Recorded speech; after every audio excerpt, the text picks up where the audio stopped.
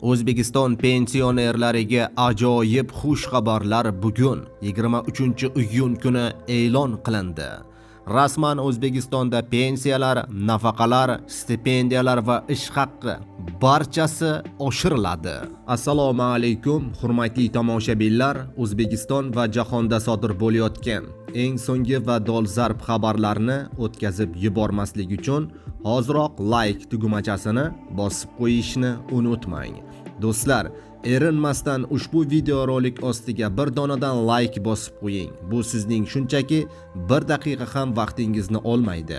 Videoroligimiz kabutar kabi uchib barcha pensionerlarga birinchilardan bo'lib yetib boradi.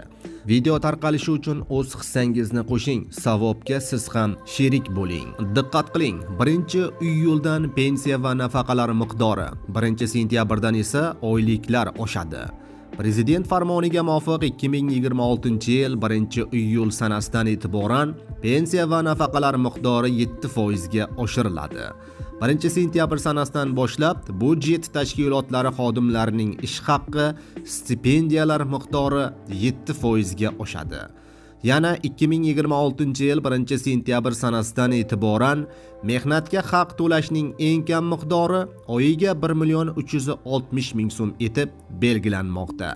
Bazaviy hisoblash miqdori esa 440,000 so'm bo'ladi, deyiladi xabarda. Videoroliklarimiz keng tarqalib barchaga yetib borishligi uchun like bosib qo'yishni unutmang.